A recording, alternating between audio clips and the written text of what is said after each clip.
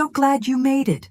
I'm so glad you're here with us today. We're diving deep into A Course in Miracles, and if you're just joining our community, you might be wondering what this course is all about.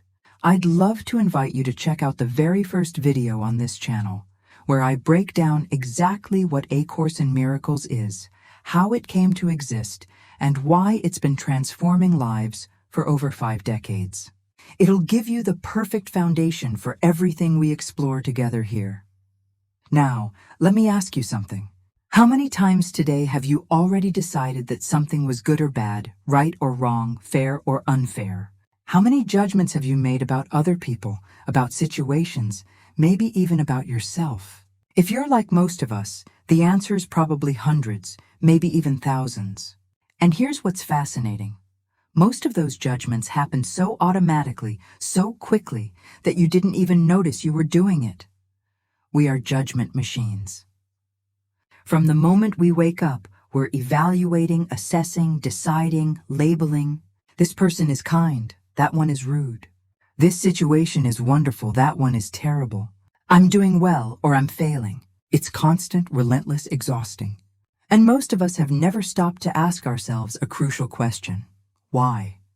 Why do we feel this compulsive need to judge everything and everyone, including ourselves? Today we're exploring one of the most eye-opening sections in A Course in Miracles, Chapter 3, Section 6, titled Judgment and the Authority Problem. And I have to tell you, when you truly understand what the Course is revealing here, it will completely change how you see your entire relationship with life, with other people, with yourself, and yes, even with God. Because here's the thing that most of us don't realize. Our addiction to judgment isn't random. It's not just a bad habit we picked up somewhere along the way. According to the Course, judgment is actually a symptom of something much deeper, something the Course calls the authority problem. And this problem is at the very root of all our suffering, all our conflict, and all our feelings of separation and fear. The authority problem is about who gets to decide what's real, what's true, what has meaning.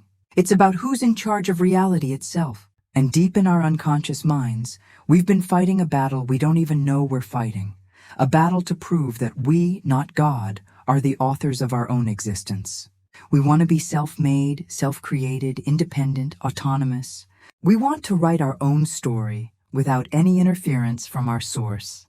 And judgment is how we do it. Every time we judge, we're essentially saying, I know what this means. I know what this is for. I know whether this is good or bad, helpful or harmful. We're claiming the authority to determine reality. We're playing God, but in the smallest, most exhausting, most burdensome way possible. Think about how tired you feel at the end of a day filled with judgments. Think about the mental and emotional energy it takes to constantly evaluate, compare, decide, defend your positions, prove you're right, make sure everyone knows your opinions. It's absolutely draining, and the Course is inviting us to consider something radical. What if we didn't have to do this anymore?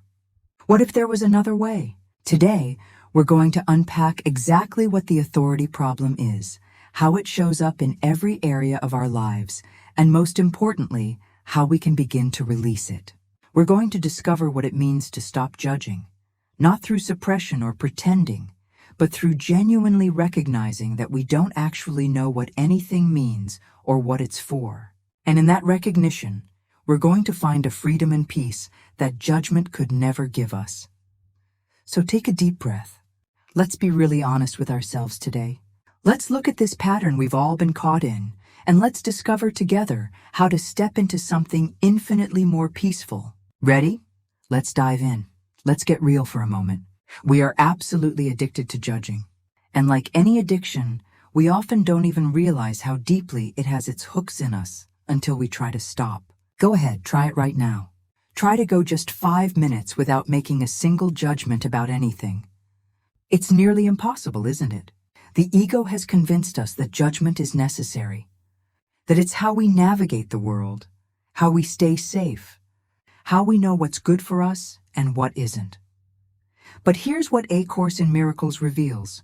Judgment isn't about discernment or wisdom. It's about separation. Every single judgment we make is the ego's way of proving that we are separate, that there are fundamental differences between us and others, between good and bad, between worthy and unworthy.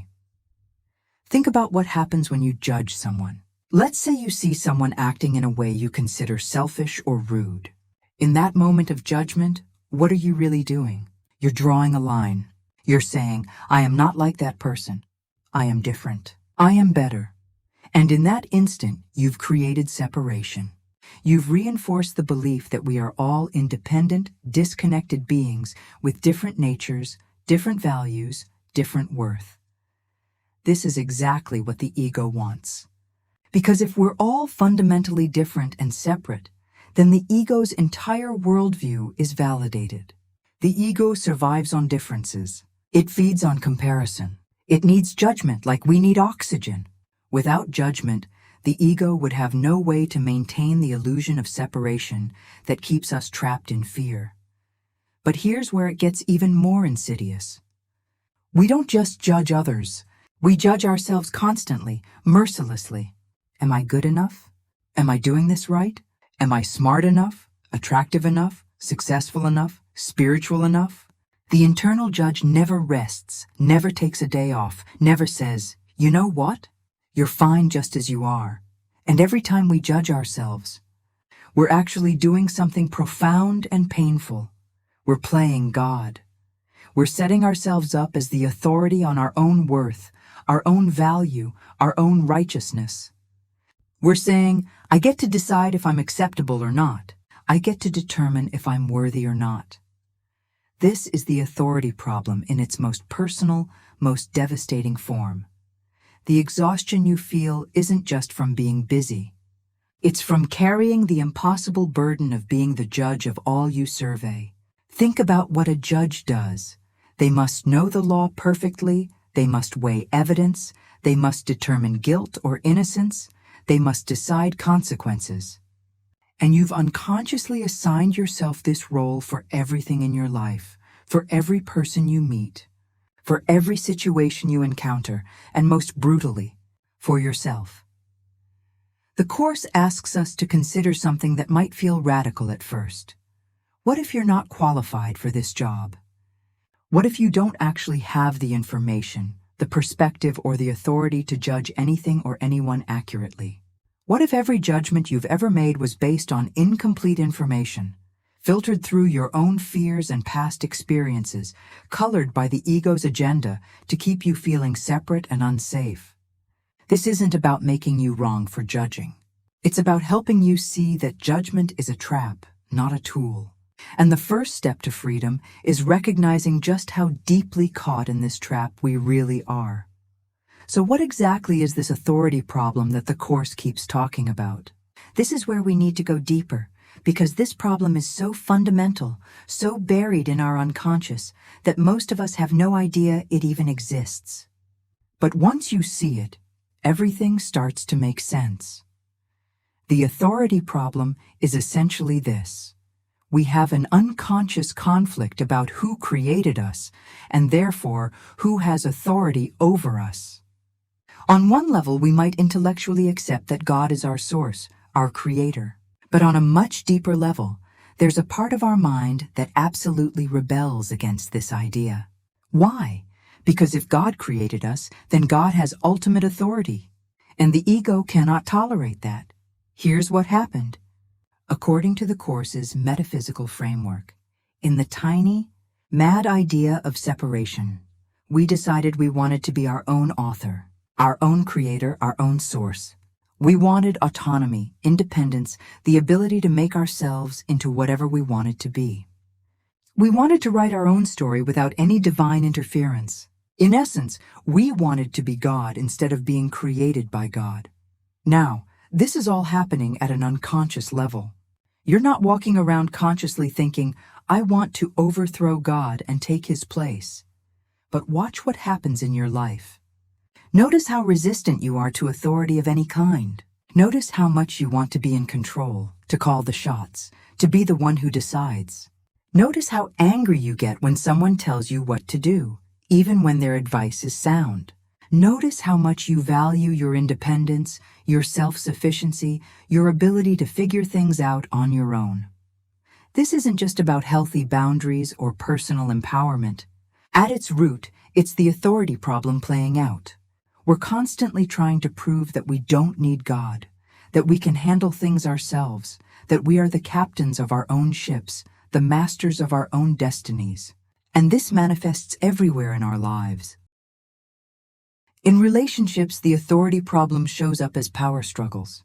Who gets to decide where we go to dinner? Who's right in this argument? Who has more influence, more control? We're constantly jockeying for position, trying to establish our authority, our rightness, our dominance.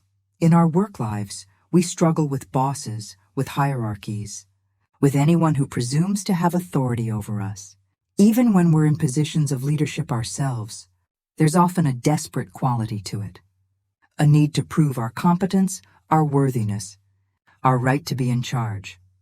In our spiritual lives, the authority problem might be the most subtle, but also the most profound. We want enlightenment, but we want to achieve it ourselves. We want peace, but we want to be the ones who figured out how to get it. We might even study A Course in Miracles, but there's often a part of us that's trying to master it, to become the authority on it, rather than simply surrendering to its teachings.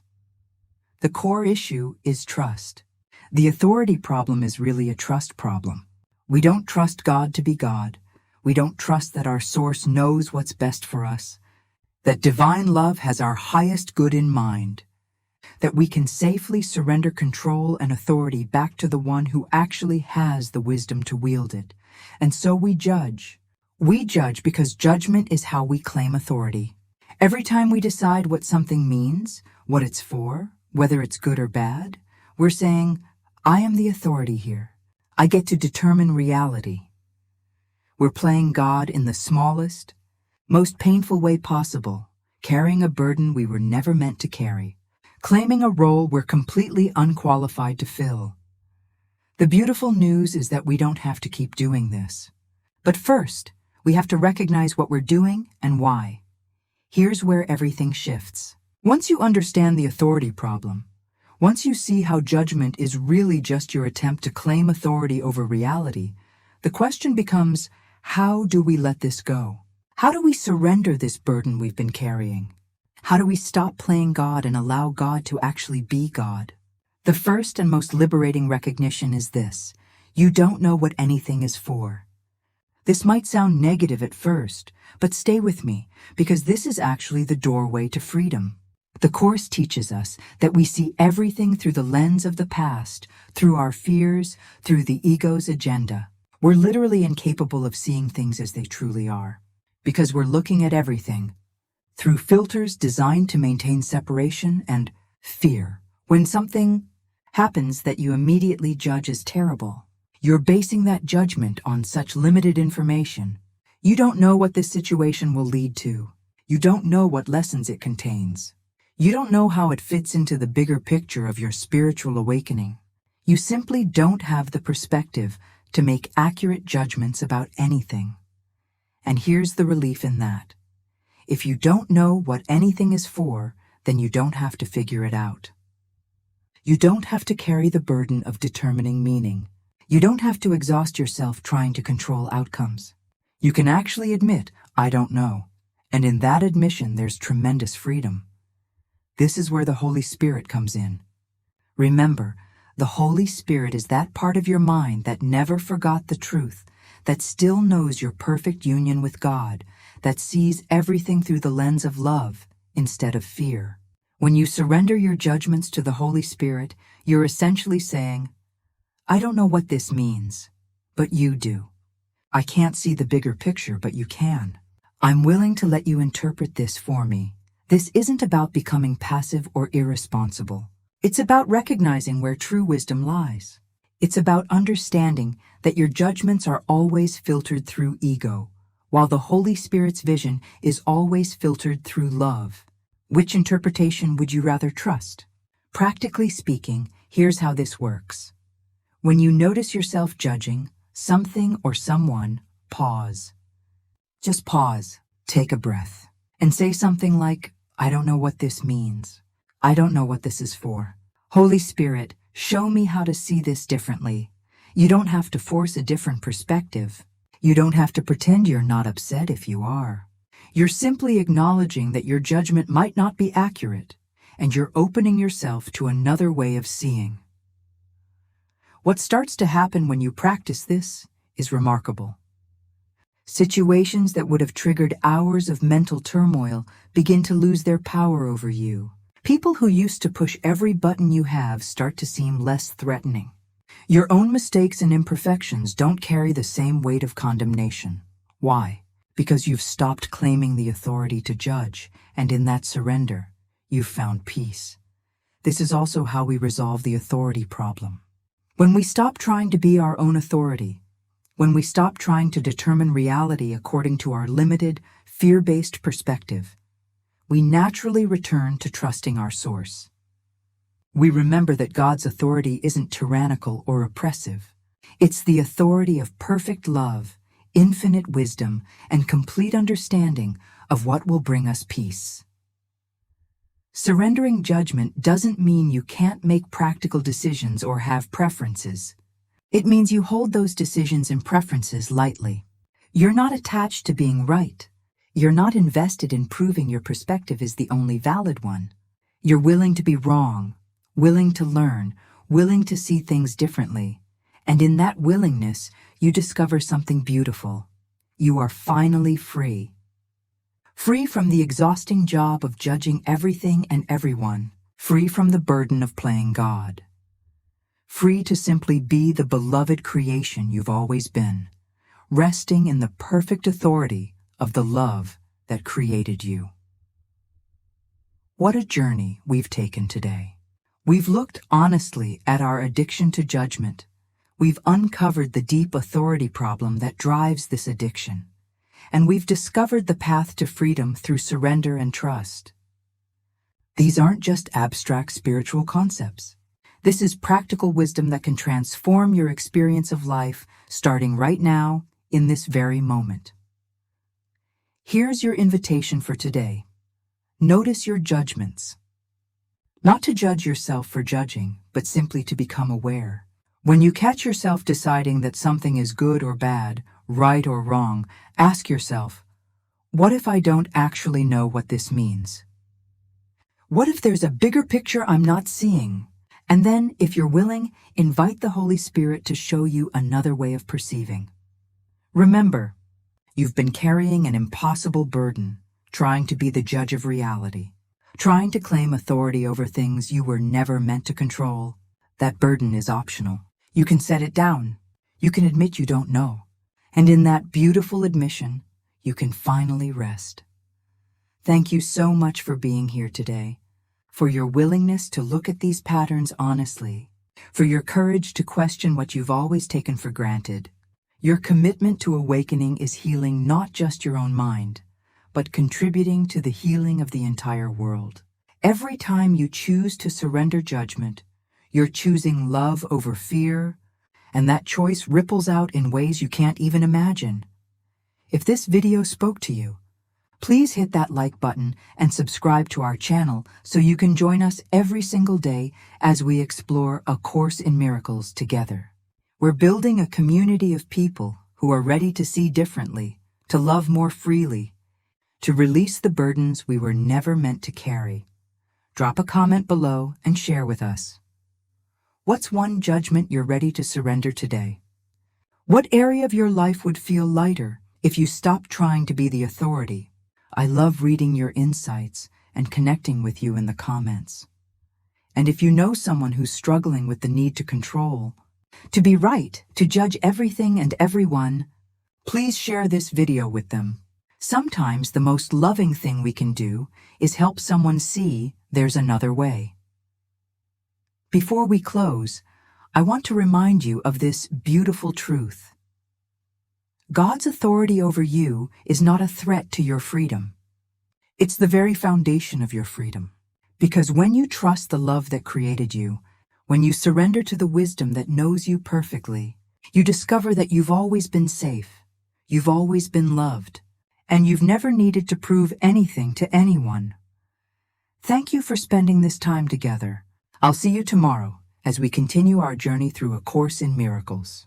Until then, practice releasing judgment, trust the Holy Spirit's vision, and remember, you don't have to figure everything out.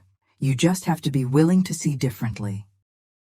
Rest in peace today, knowing you are held by a love that requires nothing from you except your willingness to receive it. Blessings on your path home.